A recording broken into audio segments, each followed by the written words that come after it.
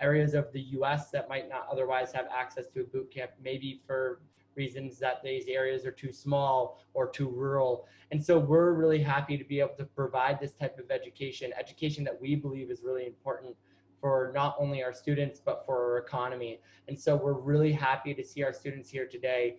So I just want to give some thank yous, and I want to keep this brief. I know that, sometimes the long intro can be a little bit boring, so I'm just going to try to make this as quick as possible. First, I want to say this is our 5th cohort. So really, it's technically cohort number 4 because we started at 0 to speak computer language. But this is our 5th cohort. So this is my 5th time standing in front of you all, some of you familiar faces, some of you not. And I just want to say thank you so much to everyone who's made this possible for us to be here, both as instructors, educators, and technologists, as well as for the students, the parents, the loved ones, and all the friends of everyone here today. So we're getting started with 3 different groups who will be presenting on their capstone projects. Capstone projects are the culmination of our students' hard work over 3 months, as I mentioned, and Bob Stouse, the lead instructor, will get into that more in a little bit. But first, I want to just give a big thank you to our project sponsors. So for those of you who are not aware, project sponsors are essentially what we believe as like real clients who are coming to us with real technology issues and need real technology solutions. And so for these folks who sign up to become a project sponsor, essentially use their time to talk with our students and tell them about a technology problem they're trying to solve. And our students actually build through code a software solution to that problem. So you will hear more about the projects that that describe the problem and solution in a little bit, but first I'll say thank you to the project sponsors.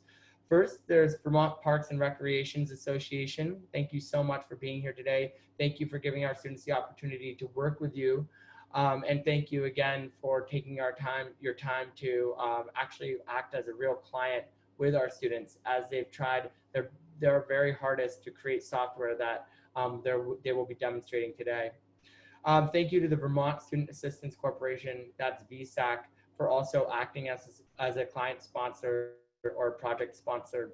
I do also want to mention that VSAC has also acted as a financial sponsor or grant sponsor for some of our students, meaning that they provide up to a certain dollar amount in grant funding for students to be able to take our program. So thank you for both being a project sponsor and for all of your continued support for our program, VSAC. And then lastly, I'd like to thank No Waste Compost, a really incredible organization on an incredible mission to help our environment and our economy. So thank you so much, No Waste Compost.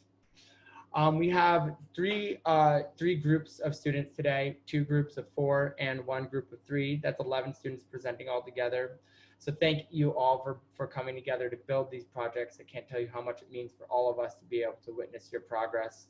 I also want to say thank you to Bob Stouse. Bob Stouse, or Robert Stouse, as you'll see more formally, is our lead instructor for the course. And Bob has acted not only as a lead instructor, but he's also been a TA, and Bob has also been a student at Burlington Code Academy.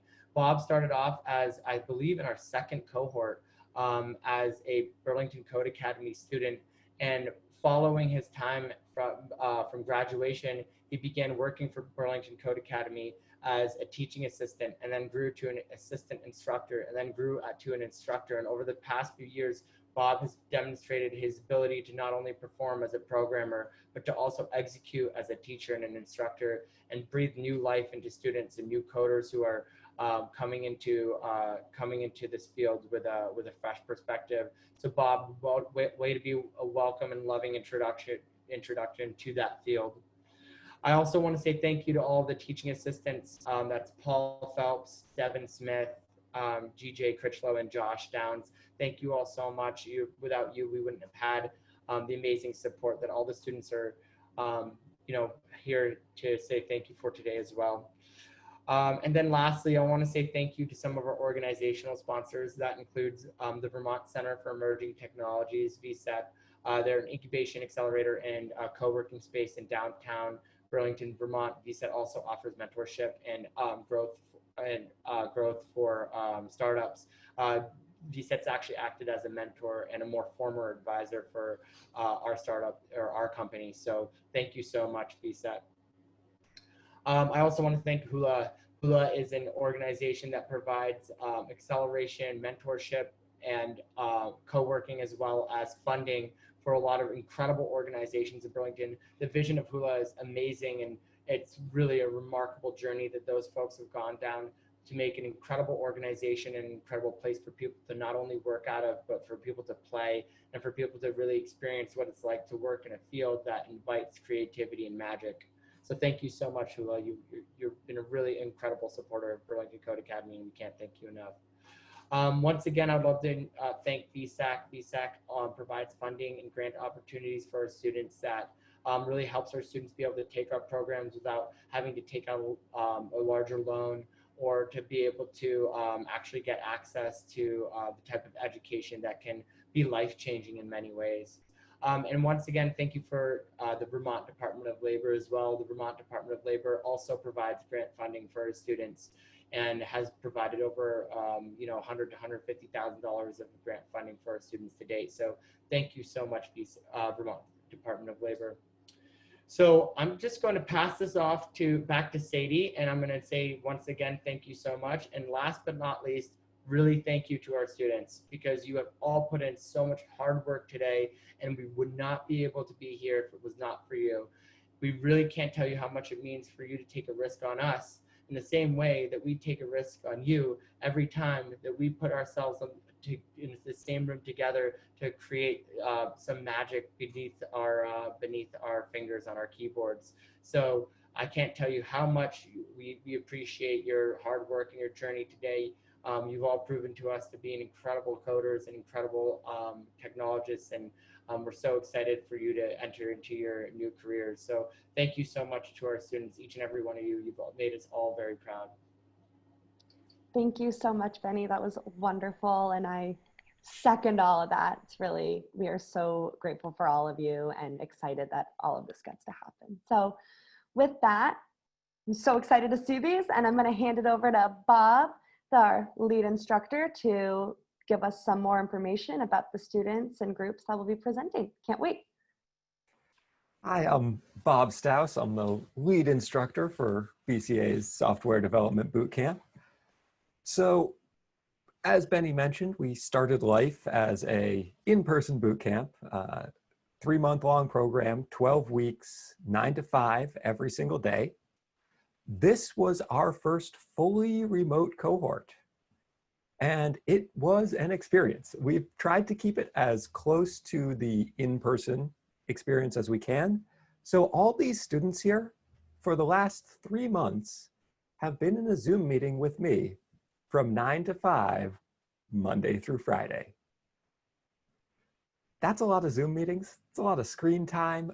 Big props to all the students for sticking it out over these 3 months.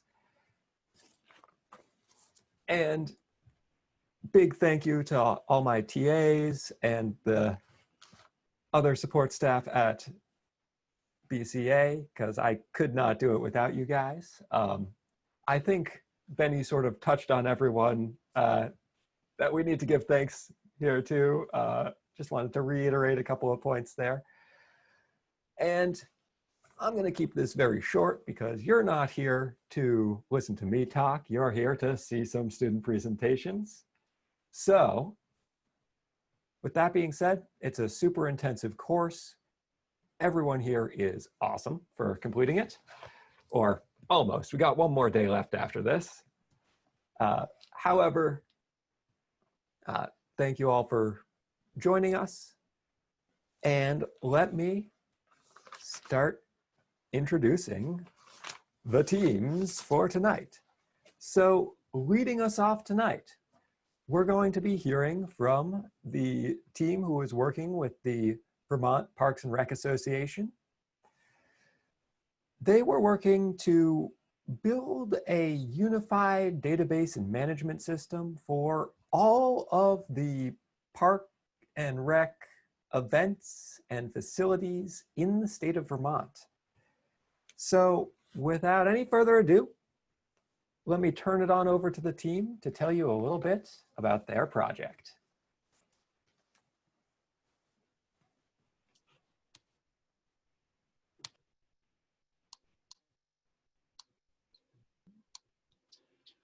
Hi, everyone. Thanks, Bob, for the introduction. Welcome, everyone. Thanks for coming to our Demo Day Capstone presentations. My name's Jason Durante, and I worked with Jenna Durrell, Emily Reynolds, and Christian Dow on what we called the Parks and Tech team. We placed the link to our site in the Zoom chat if you'd like to follow along and check it out for yourself. If not, we'll walk you through it right here.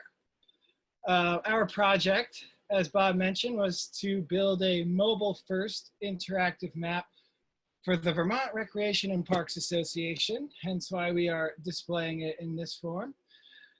We had the pleasure of working with their executive director, Jessica Brody, who truly was a pleasure to work with. The idea was to have one map that highlights all of the municipal and state park offerings that users can easily search for events and activities on. Currently, there is no central database, hence the desire for this project. We conducted our initial inception meeting with Jessica right away and held weekly check-ins with her to make sure we were all on the same page and the project was progressing to her expectations. We were able to use the skills we developed in our class over the last 3 months, as well as incorporating new programming platforms to accomplish our project goals. Our tech stack included Google Maps, Firebase database, Express Server, Node.js, plenty of GitHub branches and merges, and we ultimately used Heroku to host our site for easy viewing right here. We took a fully collaborative, agile approach to this project, sometimes working together on tasks and sometimes breaking off into smaller groups, but always regrouping at the end of the day to make sure we all knew what the others had accomplished. The idea being that we would all have a full understanding of the project and therefore any of us could speak to any part of it. We determined early on that we would need some sort of administrator login authentication in order to add events and facilities to our site. This made our database decision a little easier. We've had experience with both MongoDB and Firebase in class, but we knew that Firebase had far superior user authentication, so that's what we went with. And now to tell you a little bit more about our database integration, here's Christian. Awesome, thank you, Jason. Yeah, so when we first talked to our client, we were brought an image of an easy to understand, kind of one-size-fits-all approach to adding information to this application. With this idea in mind, we created the admin dashboard, which is accessed via the admin login button on the home page, as you just saw. We decided to create this separate dashboard for 2 reasons. It keeps the main page cleaner and easier to navigate for all the users in general. The second reason is we determined that the admin user will generally be using a computer to create these events, so we optimized this section accordingly. Once successfully authenticated, as Jason just showed us and spoke about, our admin dashboard consists of 3 main buttons. Log out, which simply logs the admin users out, and the other 2 buttons control the individual displays of the events and facilities forms. These forms each take in user data to send to our database. We've created a few required fields, which are inputs used to create the displays on both the home page and main map. Some of the event inputs on our events form have been set up to take both time and date entries, which are then sorted and converted to accomplish different tasks across the home page. But you'll be hearing more about this shortly from both Emily and Jenna. Further down, you'll see checkboxes, which use simple logic to write to the database. If a checkbox is not checked, then an empty value is added. If the checkbox is checked, then the database receives a value equal to the box that is checked. Again, you'll be hearing more about this and how this data is sorted shortly. For now, keep an eye on the event Jason just created for us to follow through the site.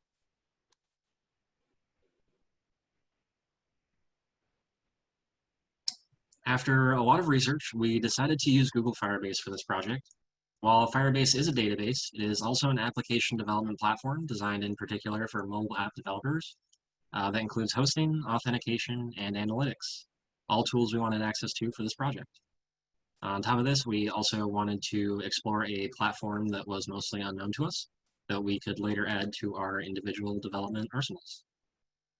Currently, VRPA's data exists in many locations, and each time a member wants to find information about an event or facility, they have to search through a growing forest of data.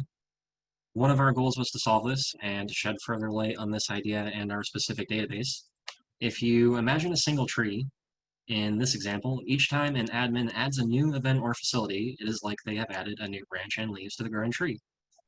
The idea is that this application can easily grow over time through the collaboration of all the individual Vermont Rec departments. And as each of the departments contributes to the growth of this tree, everyone can then look to this one tree as a complete collection of all Vermont's parks and recreation information. To further simplify this for the users, you can then search this tree even closer by using specific values already built into each section by the admin's forms. To explain this in more depth, I will now pass the presentation to Emily and then Jenna, who will go over the homepage. Thank you, Christian, for showing us the admin page. I would like to show you all the homepage of our website and specifically the mapping feature. Our client wanted an interactive map that would show all the facilities which were added to the centralized Recs and Park facilities database, which Christian showed us. One important thing about this homepage is the mobile-first design. This site is responsive at all screen sizes, but it was developed for mobile phones primarily. The purpose of the site is for people to find parks and events when they are traveling to and around Vermont, and they will most likely be on their phones. The users are also most likely to be members of the general public, so we wanted the site to be very simply designed and very user-friendly. This is accomplished by the mobile-first design, using the same color palette as our clients, which you can see at VRPA, which we have linked up top. And we have universal styling of buttons and elements, which you can see in our search by feature. One decision we had to make early on was whether to use Google Maps or Leaflet, a mapping library. As a class, we mainly had used Leaflet. Both Google and Leaflet had advantages and disadvantages. Leaflet had the advantage of being open source, free, and interacting well with React.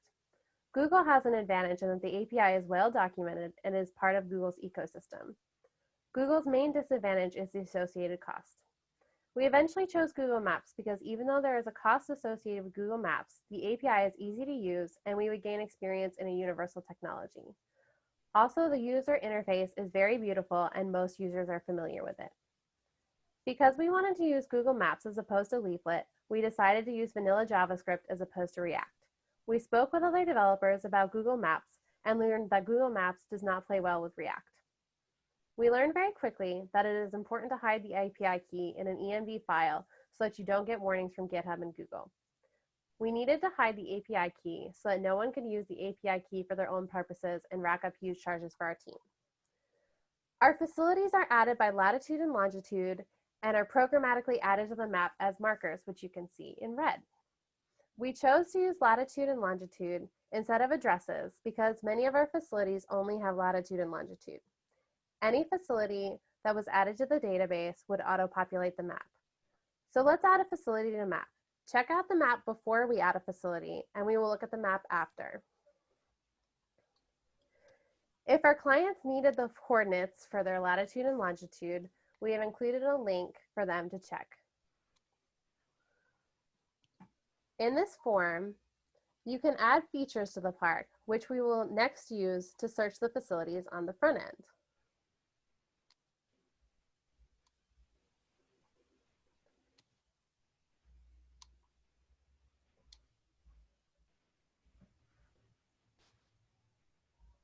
As you can see, a new pin has appeared on the map. Before I show you the pins on the map, I want to show you all the icons of the facilities. If you check the icons key, you can see all the icons for both the events and facilities which are used throughout the website. Each facility that is added to the map has a pin. In the pin, you can see a website and an icon demonstrating the type of facility it is. If you click on the link, you are redirected to the associated park.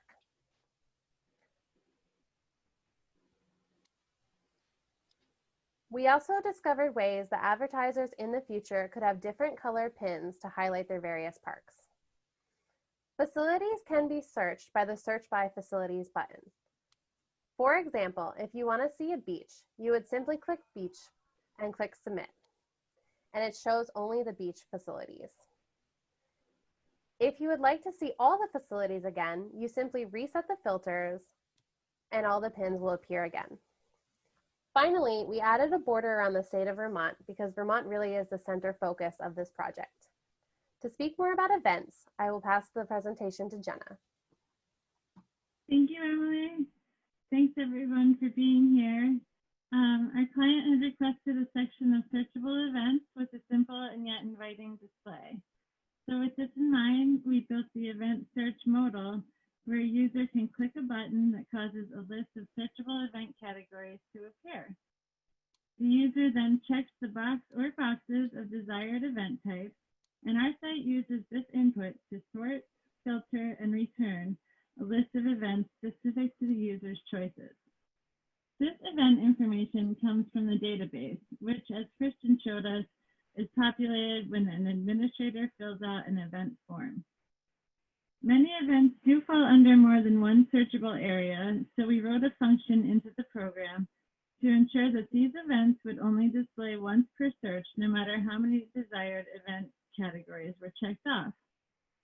Any project worth undertaking is going to present some unforeseen complications, and creating this site was no exception. One challenge we overcame during this process was taking the data from the database and getting it to display in the American style of dates, such as August 15th, 2020, as opposed to 15 August 2020. Getting AM and PM to display in the event time section was another little bug that we worked out. Perhaps the biggest hurdle we cleared was making an event go away after that date has passed. Ultimately, we converted each date to milliseconds and then compared it to the date plus 86,400,000 milliseconds, which is the equivalent of 1 day. If the current date is 1 day past the date of any event, it's deleted from the database and will no longer appear on the site. Events are displayed in chronological order, beginning with the event closest to the date the user is searching. In keeping with our client's request of the simple and inviting display, we used Material Design's icon library. We chose different icons to correlate with events, and these icons are displayed next to the event title. As Emily mentioned, the icon key helps users interpret exactly what the icons mean. With hope, the world will settle down and there will be a wide variety of events displayed in the event area. With that in mind, we created a button that, when clicked, will return the user to the top of the site at any point. This button sticks in a stationary point on the site, no matter how far down the user has scrolled. A website like this is especially useful now during these uncertain times when so many events are held outdoors. People are more reliant than ever on the outdoors as a healthy way to recreate and socialize safely. We're so grateful to Jessica Brody and the Vermont Recreation and Parks Association for giving us this opportunity to work on an important contribution. Speaking of contributions, the donate button at the top of the page does link to a donation page for VRPA, should anyone wish to contribute. Working on this project was such a pleasure and an incredible learning experience as well. We've truly found our fun. Please drop any questions you have in the Zoom chat and we'll get back to you. Thanks and enjoy the rest of the presentation.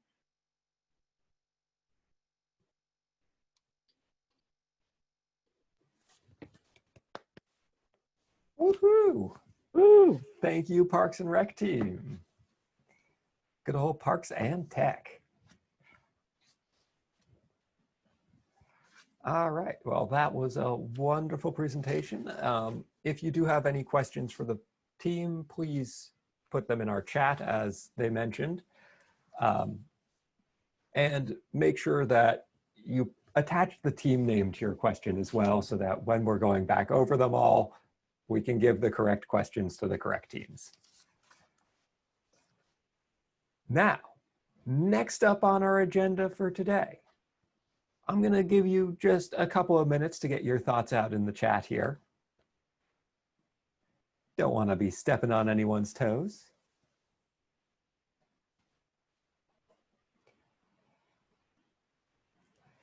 And next up, we've got a team that worked with the Vermont Student Assistance Corporation.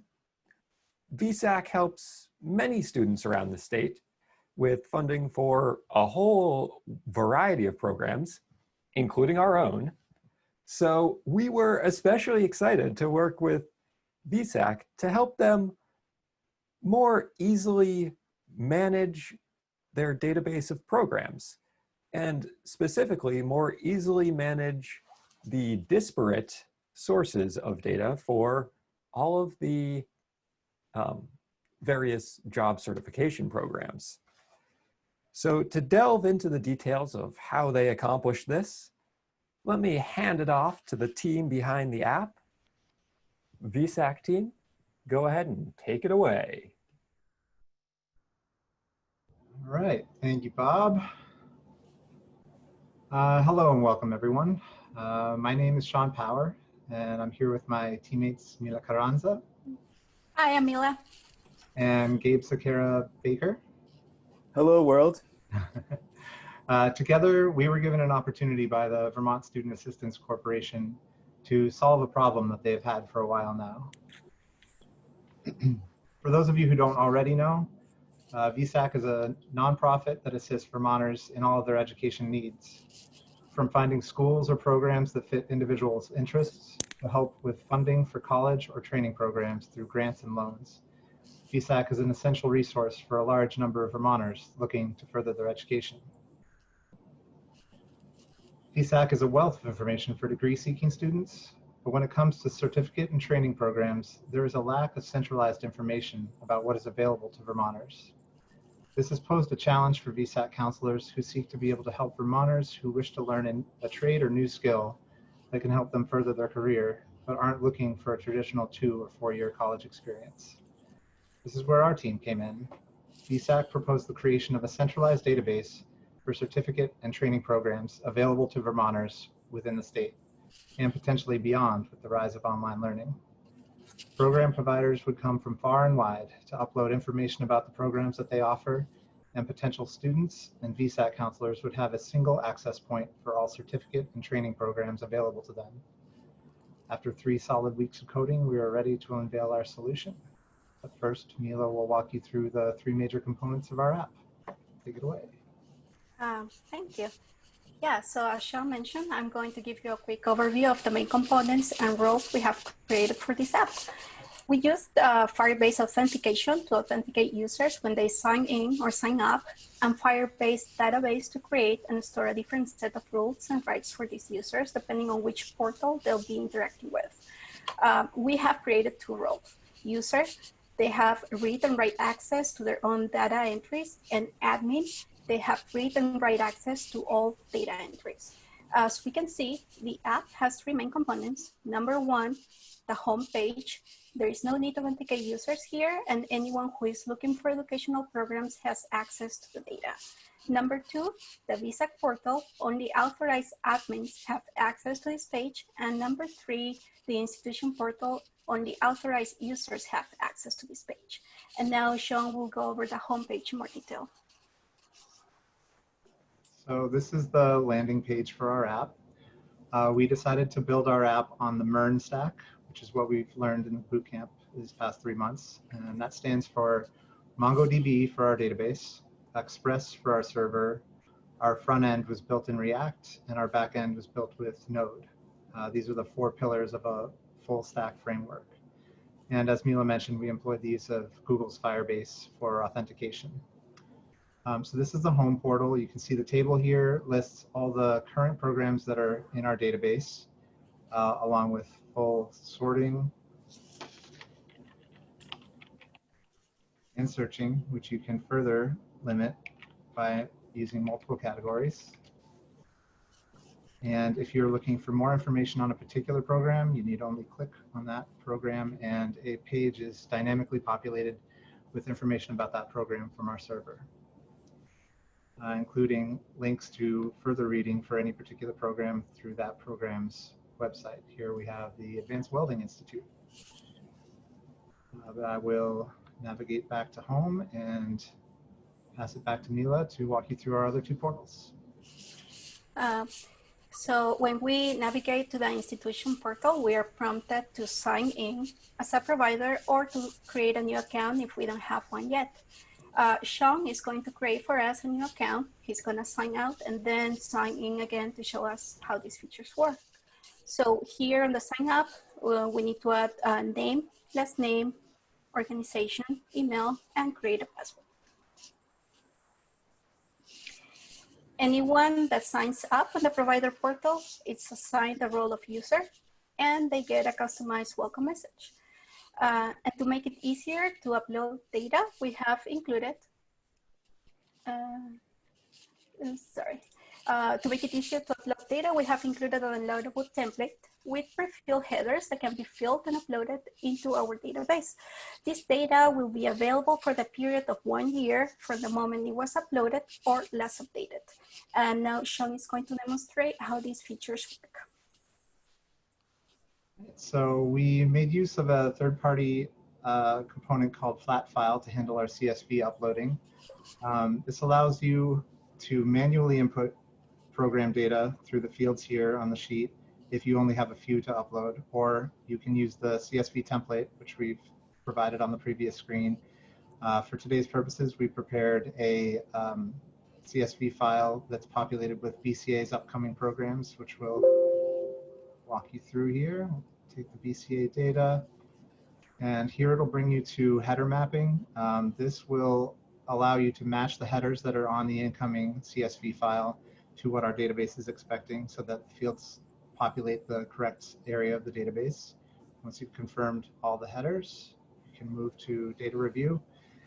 And we were able to do some data validation on the front end so that fields that are expecting a certain type of data will not allow you to continue if that data type is not matching what's expected. So here we're expecting a cost, and that takes a dollar figure, and if you put any other type of data in there, it will show up red, prompting you to fix that cell. But here we can see that all fields are passing data validation, so we will continue on to the submission. And as Mila said earlier, when documents are inserted into our database, in this case our programs, a time to live index is attached to them that causes them to expire from the database automatically after the period of 1 year, or whenever, 1 year from whenever the last update of that program is, or 1 year from the moment the upload happens. And we navigate to home here, and we can see that Burlington Code Academy's programs are now showing up in our database. And take it back, Mila. Thank you. So as Sean mentioned, each user can only view and manipulate the data they have uploaded. Initially, this data is not visible on the home page until an admin reviews and approves this data on the visa portal. But for the purpose of this presentation, we're making all data visible without approval. And just like on the home page, users can sort columns and can search and filter using specific keywords. Users can also delete a row, and the whole row goes away and it's removed from our Mongo database. They can update individual fields by clicking on the update button, and we are prompted to this form where all the fields are pre-filled with the current data, and it's easy to edit each field individually, and these changes are updated to our Mongo database as well. One of our biggest challenges was to only display the data that each user had uploaded, instead of displaying every record in our Mongo database. In other words, we needed to find a way to authenticate credentials in the front end using Firebase authentication, send the data to the back end to our Mongo database, and bring it back to the front end, and finally display the data on this table for the user to manipulate. We were able to achieve it by bundling the Firebase authentication ID with the CSV data upload, and then we used this ID as a unique identifier throughout the whole process. We used the same principle for the delete and update features. We needed to make sure we were updating and deleting the right rows. So instead of using the user ID this time, since all the records were uploaded by the same user and had the same user ID, we used the entry ID as a unique identifier. And If we navigate to the VSAC portal, we are prompted to sign in. Only admins can sign in on this portal. We don't have a sign up feature here. Our currently admin roles can only be assigned directly on Firebase. And here's where we can see the main difference between the user and the admin roles. Users can only see their own data, but admins can view and manipulate all data on the database. On this portal, an admin reviews all data that has been uploaded and has the ability to approve data by changing the viewable status from false to true, which makes the data available on the homepage. And just like on the other portals, admins can sort columns and search and filter using specific keywords. They can delete a row and remove the entry from the database, and they can update individual fields by clicking the update feature, just like on the institution portal. Admins are also able to export all data available if they wish to work with this data offline, or if they would like to share this as a file with colleagues and students. And Sean is gonna show us how this feature works. So you click the export data button, and that prompts a function to run in the background that will download all information from the database and populate a CSV file with all the information so that VSAC counselors can have access to this data if they're traveling to an area with low internet connectivity or none at all, which is the case in a lot of areas of Vermont, unfortunately. This was one of the requested features that they gave to us, and we managed to accommodate. Share. Thank you, Sean. And now Gabe is going to take it from here. Hi, everyone. Thanks for being here. This project was a lot of fun to work on and contribute to. It was great working with VSAC because they helped out myself and a lot of my colleagues here. So for the user interface design, we had several resources available to us, one of which was provided from VSAC directly, the official VSAC style sheet, which gave specific instructions for how to kind of lay out the elements and how to align with VSAC's brand image, including specific hex codes for the colors you see on the site, such as the signature lime green, the maroon color, and the dark blue that we use and they use. Another thing we decided to use as a reference was the website vsac.org. And as you can see, many of the components and style elements on our site are directly influenced from things on this page, including the shadow effects on the header and footer, which are done with CSS before and after effects, the diagonally striped kind of background image layout, styling of buttons, hover effects, and transition times were also kind of pulled from this page. So that was a very good resource. Everything was created in React JSX, and we added class names and ID tags to our elements to give to our CSS selectors. We also decided to implement a footer, taking a page from the VSAC website, which would render a different image every time the page loads. So we're using a JavaScript function here to generate a random number between 1 and 7. And that will trigger a different image to render. So you're not have to look at the same thing every time. So I thought that was kind of a cool, neat feature. And then at the last minute, we also decided to make it responsive so that it's friendly to mobile devices and things with smaller screen width. And to do that, we use media queries in our CSS, which conditionally render things like this hamburger menu button, which when pressed has this little animation there that brings down a drop-down menu with all the same links as the nav bar. And also the footer switches to a mobile view. So this was a lot of fun to work on. In conclusion, I'll wrap it up here. Just want to say that this course has taught us so much and challenged us in so many ways.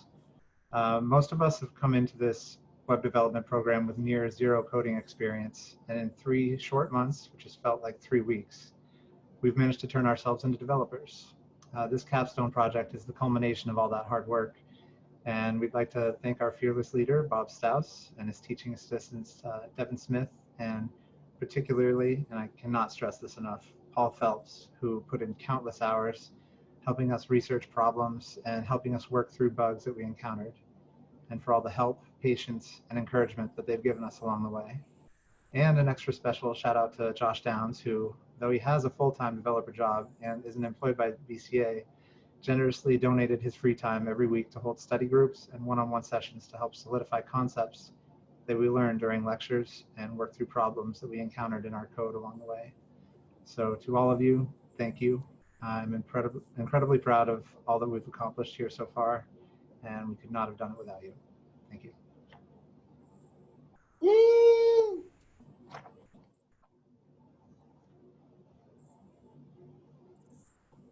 Thank you all. That was a great presentation. Again, if you have any questions for the team, please post them in our Zoom chat here. Please attach the team name, the VSAC team name, to the question so that we know who to send the questions to afterwards. And we will send out a reply email along with a recording of this meeting afterwards. So I'm just going to give you a few minutes to get your thoughts in there.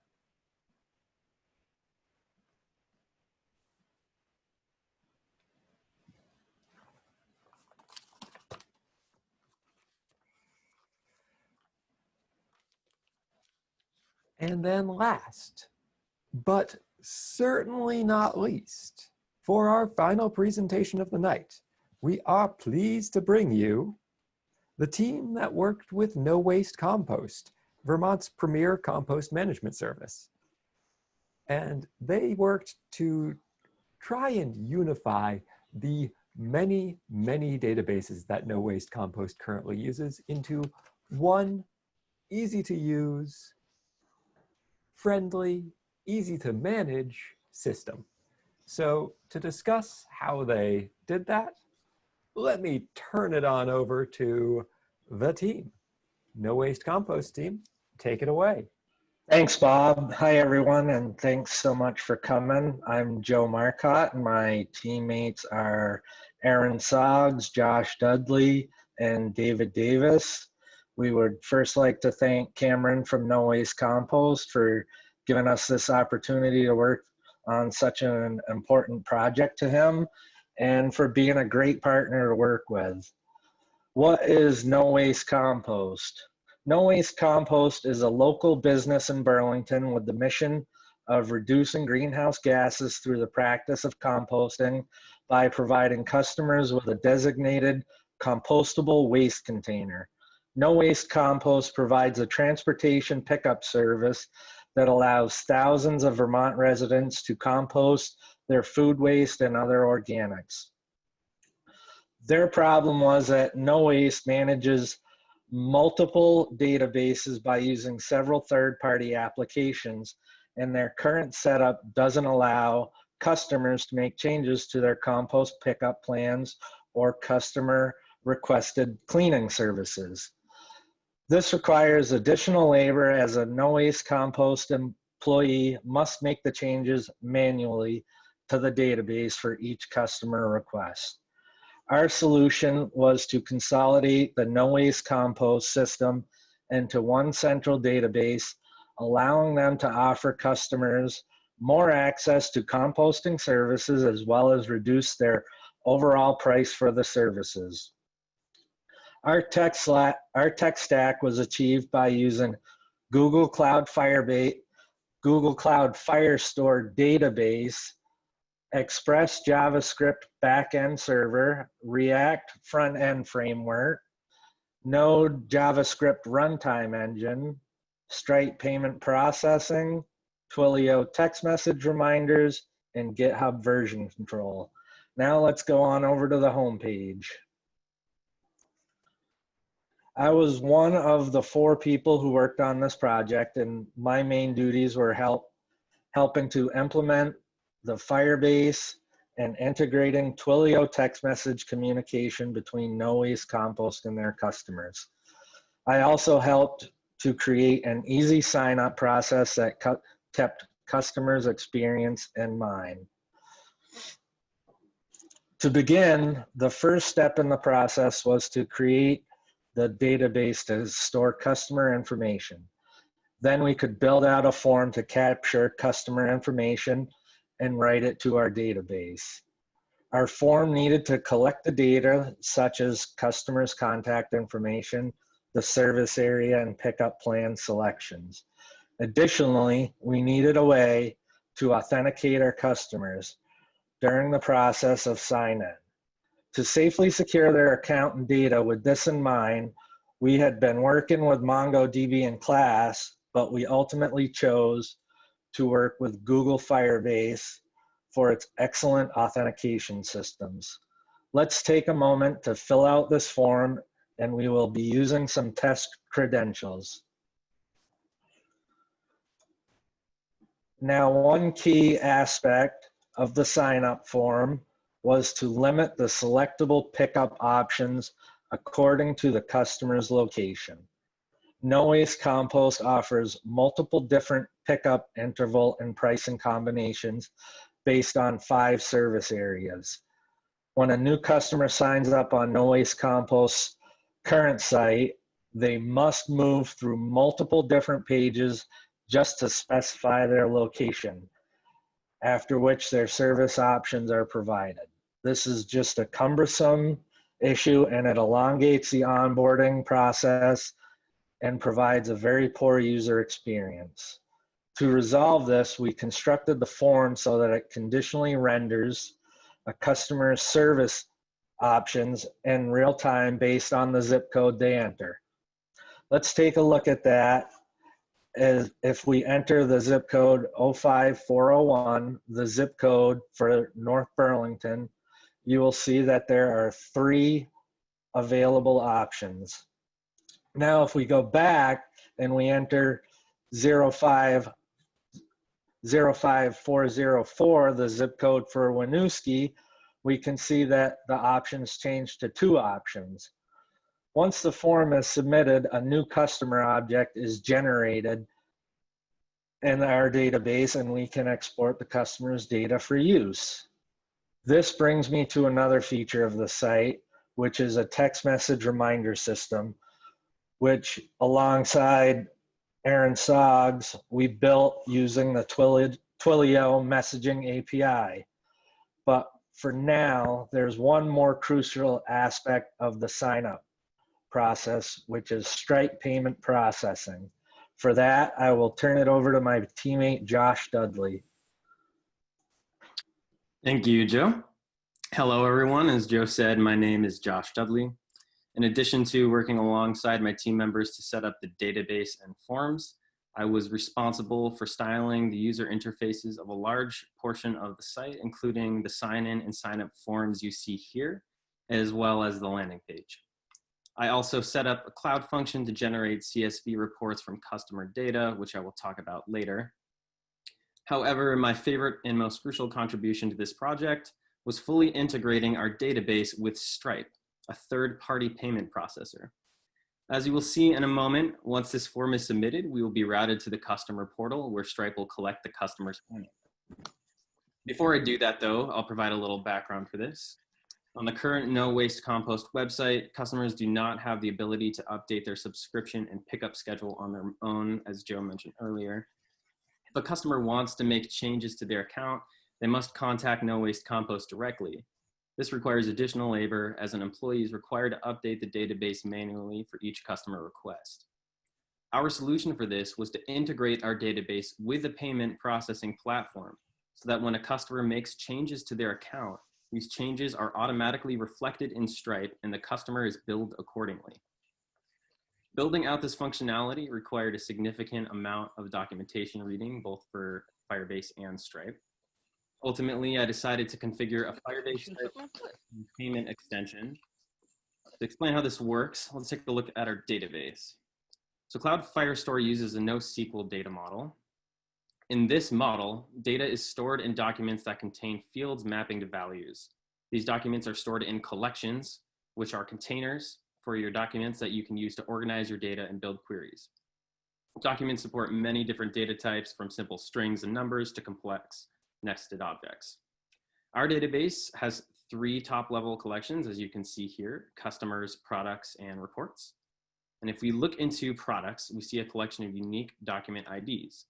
These documents are references to products that we have defined on our Stripe account, which I will show you now. So on our Stripe dashboard, we have a list of products. Each one has a name, a description, a price, and a mode: one-time payment or recurring payment. Every time a new product is created, our extension generates a reference to that product and stores it in the products collection in our database, where it will be used to create a checkout session. This is accomplished through our extension's use of a series of cloud functions. Cloud functions take place in a serverless execution environment. They are single-purpose functions that are attached to events emitted from the cloud infrastructure and services and triggered when an event being watched is fired. In our case, the event is the creation of a customer in our database and generation of a checkout session. So let's take a look at our customers collection. When a new customer signs up, their information is collected from the form and written to the database. Firebase authentication system generates an ID for that user, and at the same time, our cloud function registers the event and creates a Stripe customer in response. These customers are linked through their unique ID. Our form notifies Stripe of the customer's selected product, and from there, the extension is able to generate a checkout session on the customer and route to the customer portal. So let's try that out now. As you can see, there are currently 5 customers in the database. And let's go ahead and submit the form.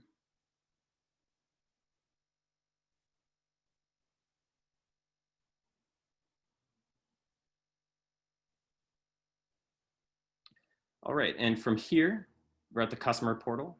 In the upper left hand, you can see the chosen subscription. Using a secret API key and environment variables, we created a reference to Stripe here under the hood. Thankfully, Stripe captures the card information and is never stored on the client, so the portal is totally secure. And for now, we can use one of Stripe's test cards. Let's type in 4242, whoops.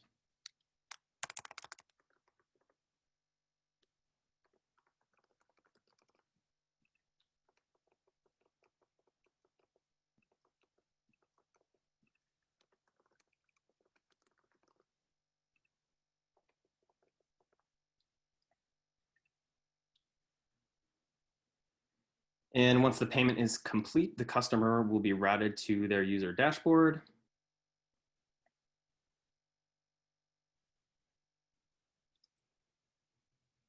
And if we look back into the database, we can see that a new customer has been generated. And back to the dashboard, one moment. We can see that the customer over here can update their subscription. This routes back to the Stripe portal, where they can cancel a plan, add a different payment method, view their billing history, etc. The extension can also be configured to allow one-time purchases in addition to their pickup subscriptions, to allow customers to purchase other no-waste compost products, such as compostable liners. So that covers the Stripe portal. So I'll pass the torch to Erin to talk to you about the user dashboard. Thanks, Josh, and thanks everyone for coming. I'm Erin, and my primary responsibilities for this project were helping to integrate and set up Firebase, integrate Twilio, and styling the pickup schedule and the user dashboard. The user dashboard was something that was important to our client, Cameron. He wanted to make sure it was something clean and easy for his customers to read, especially his elderly customers and people who may not be very tech savvy. This is why we left the styling simple so it wasn't too loud, and we also echoed the same color scheme that exists currently on the No Waste Compost site. As you can see, the user dashboard displays all of the user's basic personal information, as well as whether or not they've chosen a cleaning service, liner service, and notes that they'd like to add to their account. The most important part of the user dashboard is that the user is now able to update their own personal information. Currently, the only way a customer can update their information is by calling No Waste Compost and having an employee update it for them. This is because their customer's information does not live in one database. But now, if you click the update button, it redirects the customer to the page and they can update it on their own. Josh will demonstrate this by updating the user's address.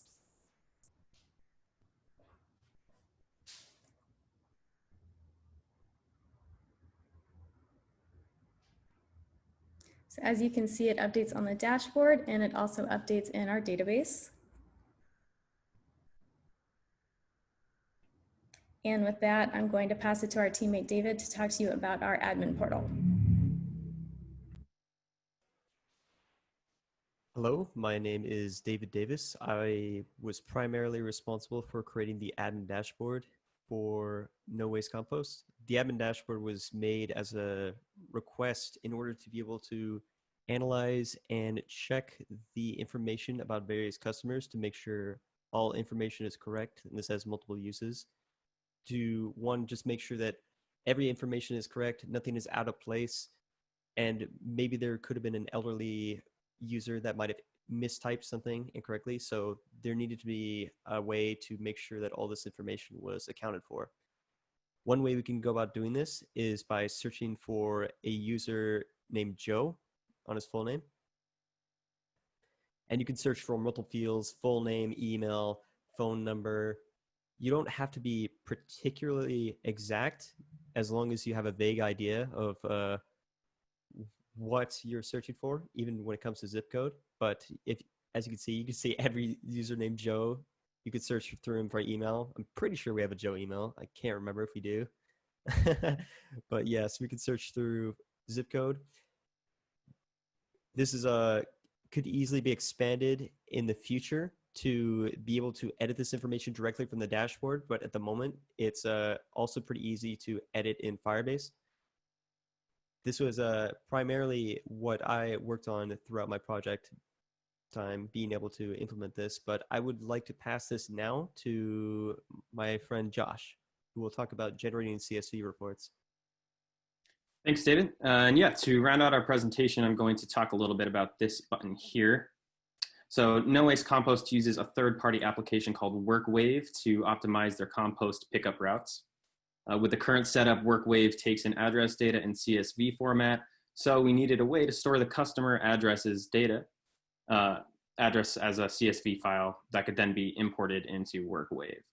To solve this, I built and deployed a cloud function that queries the database, downloads the customer data collection as JSON or JavaScript object notation, and then converts it to CSV where it is stored in our database. So if we press this Generate CSV Report button, and then take a look in our database, we can see that this report was just completed. Status will say processing as it's running, and once it's finished, it will say complete. So that one ran pretty fast.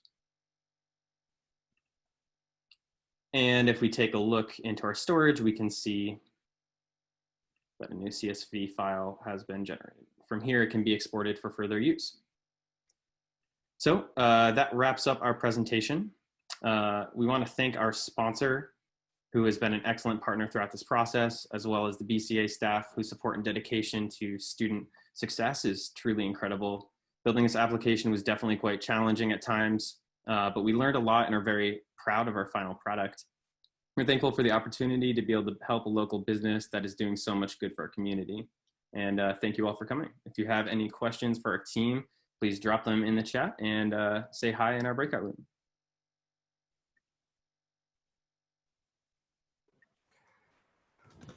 Well, there we go.